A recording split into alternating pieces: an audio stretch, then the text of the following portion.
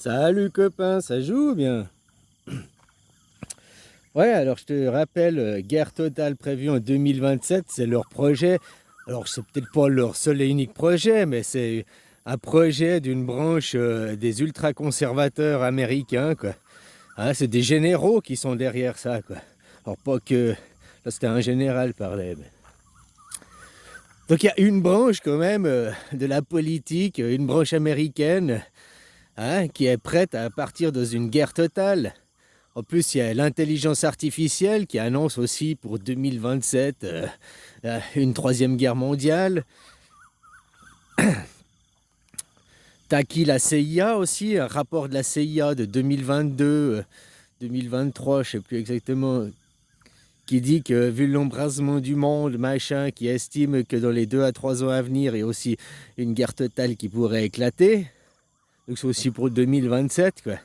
Donc tu vois, c'est un projet. Hein, c'est le document, le projet, il est posé sur la table. Après, est-ce qu'ils vont le faire? C'est pas le seul projet qui est posé sur la table. Mais tu vois, maintenant, ils sont en train de... Les Américains, ils se désolidarisent de l'Ukraine, ils veulent plus aider là-bas, machin. Hein, parce qu'ils ont aussi vu... Alors, je répète ce que des analystes politiques, spécialistes de l'armée, c'était comment il s'appelait, Beau et un autre, là, qui discutaient.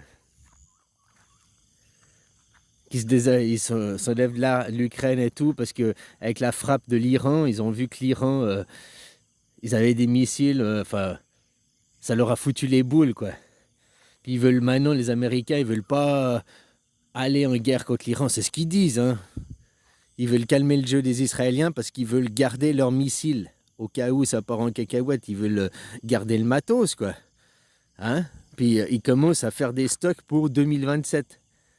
Le but derrière, c'est ce qu'ils disent dans leur projet 2027 guerre totale, là. Ils disent que le premier projet, c'est de couper les approvisionnements en pétrole et en matières premières de la Chine. Rendre l'économie de la... pas précaire, mais qu'il y ait moins d'approvisionnement, quoi. Donc c'est une première étape, l'affaiblissement du Moyen-Orient, l'affaiblissement des puits de pétrole et tout, quoi. Ah, voilà, quoi. Ils s'en foutent de faire flamber le prix du baril à 150, 200 dollars. Ils s'en foutent, quoi. Eux, ils pensent que l'argent, le monde judéo-chrétien, vous, de toute façon, vous les suivrez. Les gens, on n'a pas le choix de suivre, hein. On n'a pas le choix, on est pris en étau, quoi.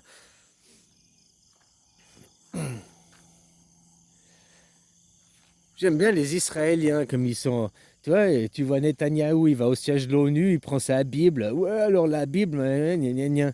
Pourquoi il veut une guerre contre les Iraniens? Pourquoi ils veulent déstabiliser tout le pays? Je te rappelle que là-bas, avant, les Iraniens, c'est les Perses. L'Empire perse, c'est un descendant de Moïse aussi. Les Perses, donc les Iraniens, tout l'Empire là-bas, c'est tous des descendants de Moïse. Ils descendent tous de Moïse, ils ont tous les mêmes ancêtres. Aujourd'hui, s'il n'y avait pas eu l'Empire perse, c'était comment il s'appelait, Cyrus ou Sirius le Grand, là, à l'époque, qui a libéré les Juifs de l'emprise de Babylone. Aujourd'hui, les Juifs n'existeraient même pas s'il n'y avait pas eu les Perses à l'époque, les Iraniens, hein, donc, pour les libérer. Ça, c'est écrit dans la Bible aussi, c'est écrit dans les livres d'histoire. Puis maintenant, ils veulent détruire cette culture. Maintenant, c'est des sauvages. Maintenant, ils n'ont pas le vrai Dieu. Pourtant, c'est des descendants de Moïse aussi. C'est le peuple qui a, dont la Bible, c'est le peuple qui a le plus aidé les Juifs encore. Le peuple perse, les Iraniens. Ah, c'est comme ça, vous nous avez aidés dans l'histoire. Ben maintenant, on revient ici, on récupère, c'est nos terres, c'est chez nous. On va vous faire la guerre. C'est comme ça qu'on vous remercie de nous avoir aidés, quoi.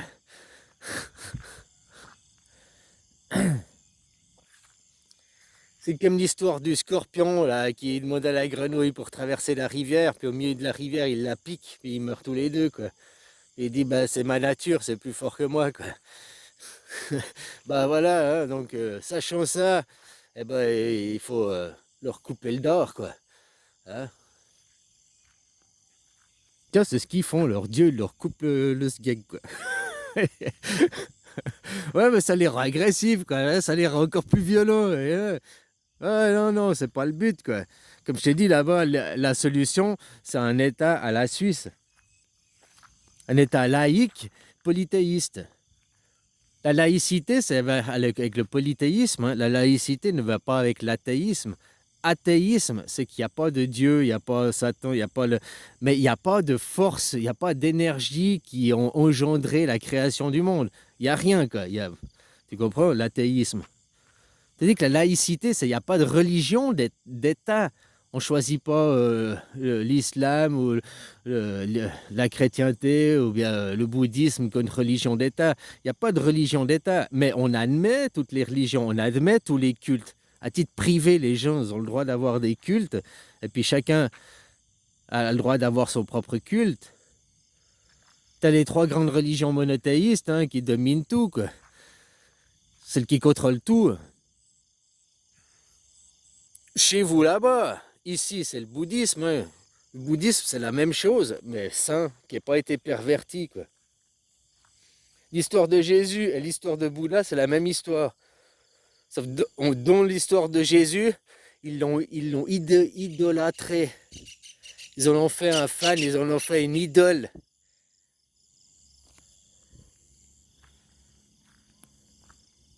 Puis que c'est un lien de sang, et c'est le Fils de Dieu, il a le sang, c'est un enfant qui vient d'une immatriculée contraception, hein, miraculeux, hein, un mythe, une mythologie, quoi, qui te rend une quête inaccessible parce qu'il va dire tu n'as pas les liens de sang, tu ne peux pas être un prophète. Bouddha, c'est un homme simple, c'est un roi qui a abandonné ses privilèges de roi pour devenir un homme simple, un homme normal, quoi, lambda, puis apprendre la vie, comprendre la vie, faire des ascèses, des compréhensions, quoi, qui l'ont amené au nirvana. Donc c'est une quête humaine, c'est une quête accessible de tout le monde. Mais t'as pas besoin d'un lien de sang, quoi. T'as pas besoin d'être dans les privilèges, t'as pas besoin d'être riche. Au contraire, oui, lui, il est né riche, il est né roi, il a eu une éducation de roi. Mais c'est en abandonnant tout ça. Ça revient à Jésus, chasse ses marchands de ce temple. Hein? Abandonne le... Donc voilà, quoi. Tu veux la vraie histoire? Ben, insère-toi à l'histoire du Bouddha. C'est l'histoire de Jésus, mais qui n'est pas pervertie, qui n'est pas toute pourrie, quoi. Bouddha, il y a 2500 ans. On sait qu'on l'appelle le Bouddha, c'est comme si on l'appelle le docteur. C'est un titre, Bouddha. Il y en avait plusieurs, ils étaient 9 au même moment que lui, quoi. Mais on n'en parle que d'un, parce que justement, il était fils de roi, il y a eu une trace dans l'histoire. Jésus, qui était soi-disant fils de roi, on ne trouve pas de trace dans l'histoire.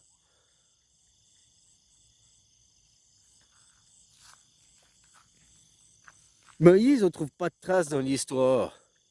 Tous ces personnages mythiques, on ne te laisse pas de traces, quoi. Pourtant, les pharaons et tout, ils ont toujours été gravés dans la pierre et ont toujours laissé des traces, quoi. C'est ce que je veux dire. Alors eux, ils prennent des gens qui ont existé, ils racontent une histoire et ils la pervertissent, ils la déforment pour ça, pour manipuler et diriger leur troupeau, quoi. Et les gens, comment ils pouvaient croire que vous avez le Dieu, le vrai Dieu, que votre Dieu il est unique, votre Dieu il est amour, et derrière, prôner la guerre. Passer à côté d'un SDF et n'en avoir rien à foutre et dire mais c'est sa vie, c'est son problème, il a qu'à travailler, quoi.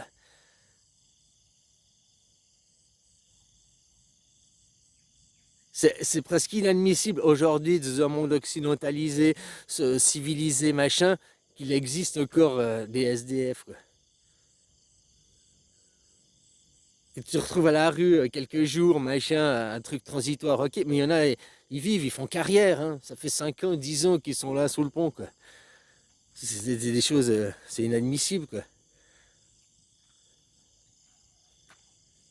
Ah, mais c'est ton Dieu qui dit, c'est sa faute, hein, moi je le regarde, je fais rien, mais la charité, non, je connais pas, quoi.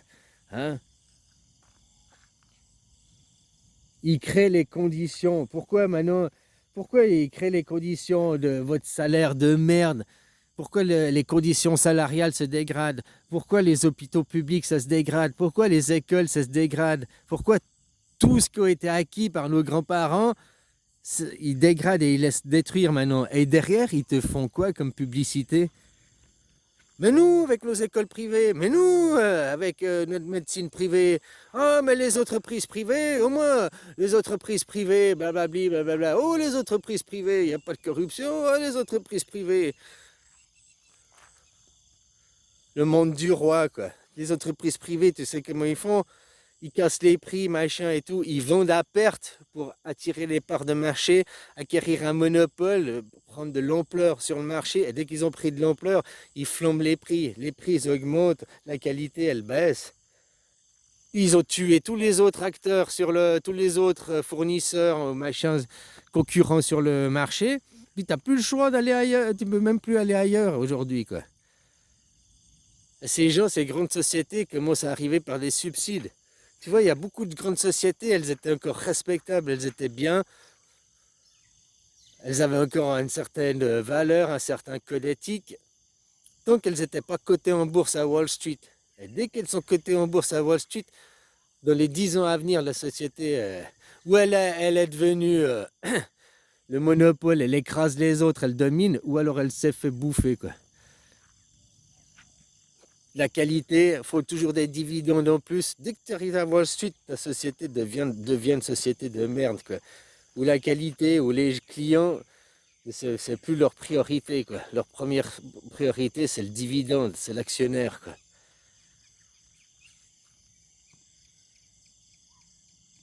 Et ça, continuez à diviner le dieu argent. Oh, on n'a pas le choix, c'est comme ça. L'histoire nous le prouve. Regarde les livres d'histoire. Oui, les livres d'histoire prouvent que 3500 ans, depuis 3500 ans que la guerre elle existe toujours, été créée par la religion, les juifs. Les juifs, c'est ceux qui prônent la religion de Cro-Magnon. Les juifs, on devrait dire, c'est les païens. Qu'ils appellent les juifs, c'est les païens, c'est ceux qui ne sont pas reconvertis, c'est ceux qui restent dans l'Ancien Testament, vengeance et colère. On a besoin d'un chef. Nous, on est des hommes de Cro-Magnon. On va suivre le chef. Hein? Pourquoi vous avez besoin d'un chef? Pourquoi la hiérarchisation? Tout ça, ça vient du catholicisme. Les catholiques, ils ont besoin d'un chef. Les catholiques, ils ont besoin d'être dominés, pris en charge par la main comme des petits enfants. C'est le monde de la droite, le monde qui prône l'esclavagisme.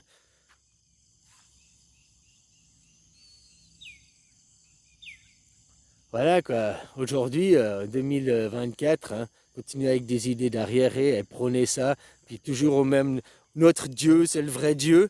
Mais vous savez quoi contre les musulmans? Les musulmans, ils sont aussi tous descendants de Moïse. Si on en croit le machin, on est tous descendants de Moïse, puisque même les animaux, c'est grâce à Moïse qu'ils sont là, quoi. Alors pourquoi c'est des guerres fraternelles, c'est des guerres fraticides, c'est des guerres entre familles. Tu vas taper des musulmans, t'es contre les musulmans, mais t'es contre ton frère. Concrètement, t'es contre ton frère parce qu'il vient les deux de Moïse. Vous avez les mêmes grands-parents, quoi. Ils sont les musulmans, là, les Perses, aujourd'hui, ils auraient mieux fait peut-être les laisser crever à l'époque. Hein, même vu maintenant la merde qu'ils ont foutue dans le monde. Sachant ça avec le recul, bah tu vois, même sachant ça avec le recul, on aurait quand même tendu la main à aider, parce que nous on n'est pas comme ça, quoi. Par contre, eux, ils sont comme ça. Ah ouais. Toujours aide-moi, hein. Puis qu'ils t'aident, machin. Après, ils te chient dessus, ils te dégomment, quoi. Tu vois qu'ils font dans les sociétés, ils prennent toujours un associé. L'associé fait 80% du travail, 80% de l'énergie. Eux, ils se forment sur le dos de l'associé, machin et tout. Dès qu'ils ont plus besoin de lui, ils le dégagent. Hein, ils lui font même un procès. Regarde Bill Gates, qu'est-ce qu'il a fait avec son associé? C'était pas Bill Gates le génie, machin et tout. L'autre, son associé, lui, il voulait que le Windows, il soit de bien public, ce soit gratuit. Il l'a fait pour la société, il l'a fait pour les gens.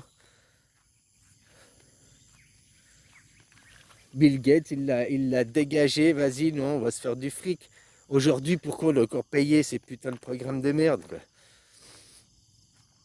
Surtout qu'il est imposé, il y a eu un monopole. On sait comment ils font. Regarde comment ils font aussi avec Google, comment ils font avec... Hein, ils achètent d'autres sociétés, ils les écrasent. Puis après, ils font même des lois, ils agissent sur le gouvernement. Ils appellent ça le libre marché, la libre concurrence. Ma libre concurrence, pourquoi tu dois... Ouais, bon, bref.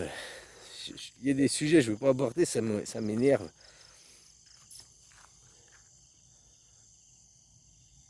Enfin voilà, copains, voilà. Donc, hein, toutes ces guerres fratricides, ces guerres, pourquoi? Pour un dieu imaginaire, pour un monde imaginaire. Et tout ça, derrière, il n'y a que du pognon pour du pognon. Et tout ça au nom...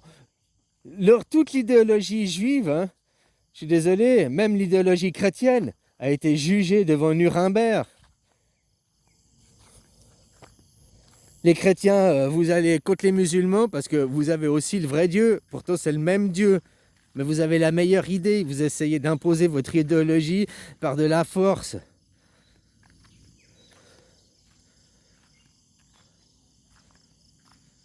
Enfin voilà, quoi. Allez, bisous, copains. Faut démocratie directe, il n'y a que ça, hein, je reviendrai toujours, démocratie directe. Et dans chaque pays, il y a une démocratie directe. Après, il n'y a plus aucune personne. Regarde la constitution suisse, c'est fait pour qu'il n'y ait pas des gens qui deviennent chefs, justement. Mais en Suisse, il y a des gens, ils sont devenus riches, et des gens, ils vivent bien, hein, mais ils n'essayent pas de devenir des petits chefs. Il y a des lobbies, ça existe aussi, c'est le problème, on a aussi chez nous. Les lobbies sont trop influents, ils influent trop, quoi. Ils ont des places assises à Bruxelles, mais nous, c'est à Berne. Hein?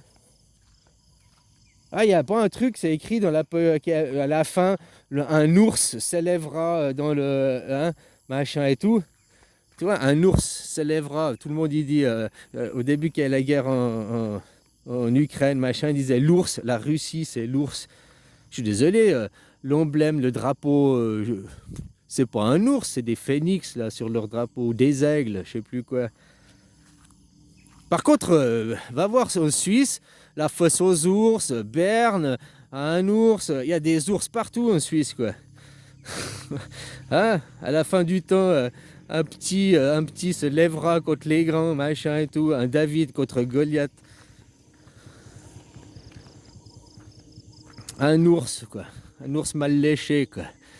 Ah, voilà, voilà. Bon, allez, bisous, copains.